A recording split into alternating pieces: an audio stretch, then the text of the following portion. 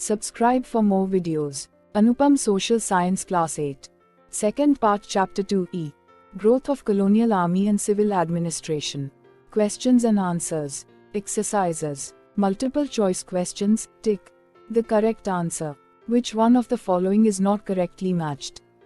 Regulating Act 1773. Pitt's India Act 1784. Charter Act 1813. Charter Act 1835. Answer D. Charter Act 1835. Which one of the following abolished the monopoly of the company? Charter Act of 1813. Regulating Act of 1773. Pitt's India Act of 1784. None of the above. Answer A. Charter Act of 1813. Who started Indian Civil Service?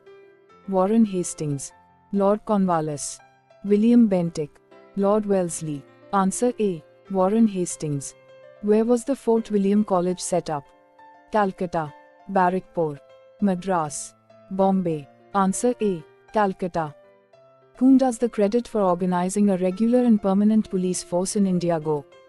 Lord Cornwallis, Warren Hastings, William Bentinck, Call, Sleeman. Answer A. Lord Cornwallis. In which year was the Supreme Court established in Calcutta? 1771, 1772, 1773, 1774. Answer D. 1774. Fill in the blanks.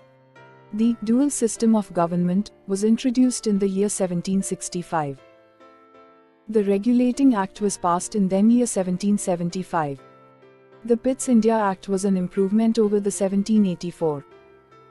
The civil service was called the steel frame of Indian administration. Indian soldiers in British Army could not rise above the rank of a Subedar. Right, true or false? Under the dual system of government, in Bengal, power was separated from responsibility. Answer true. 2. There were only 4 presidencies. Answer false. 3. The Charter Act of 1813 abolished the trade monopoly of the company. Answer true. 4. Lord Cornwallis gave Indians the opportunity to participate in civil service. Answer true. The Europeans were tried only by British judges in special court. Answer true. Give short answers to the following questions. Which act made the company responsible to the British Parliament? Answer: Government of India Act, to make the company responsible to the British Parliament. What were the provisions of the Charter Acts of 1813 and 1833? Answer: The Charter Acts of 1813 and 1833 ended the company's monopoly on trade with India, with the exception of the trade in tea. Anyone from Britain is able to do business with India.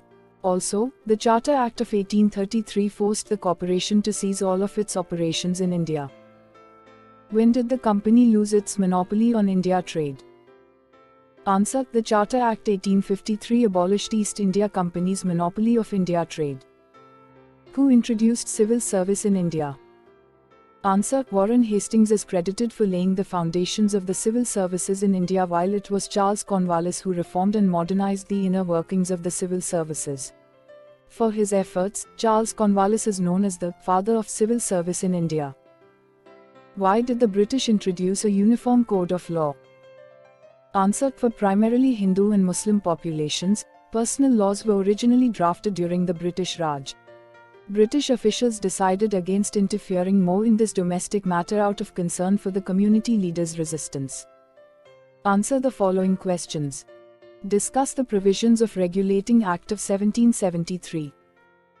Answer: Under the Regulating Act of 1773, the Bengal Presidency supervised the Madras and Bombay presidencies.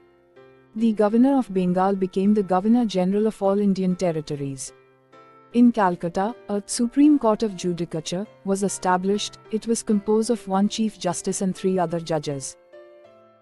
What improvement did the Pitt's India Act of 1784 make over the Regulating Act?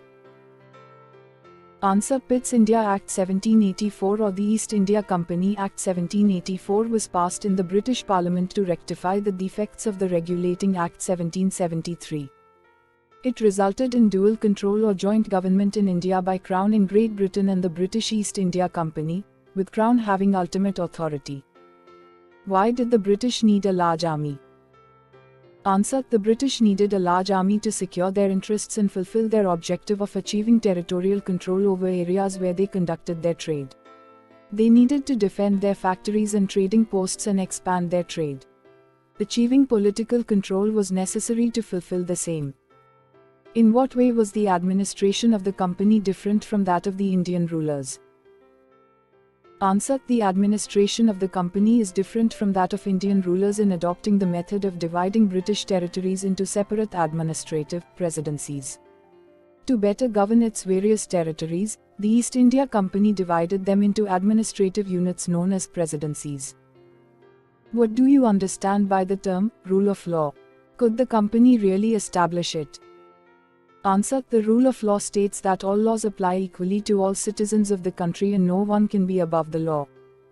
The law is equal and similar for all, be it a government official, a wealthy person or even the president, none of them are above the law. Write a note on police organization under the British. Answer: the Indian Imperial Police, referred to variously as the Imperial Police or simply the Indian Police, by 1905, one Imperial Police, was part of the Indian Police Services, the uniform system of police administration in British India, as established by India Act 5 of 1861. Its members ruled more than 300 million people in India, Pakistan, Bangladesh and Burma, then comprising British Raj. In 1948, a year after India's independence from Britain, the Imperial Police Service was replaced by the Indian Police Service, which had been constituted as part of the All India Services by the Constitution. Next chapter, Chapter 3, Ruling the Countryside. Subscribe for more videos. Thanks for watching this video.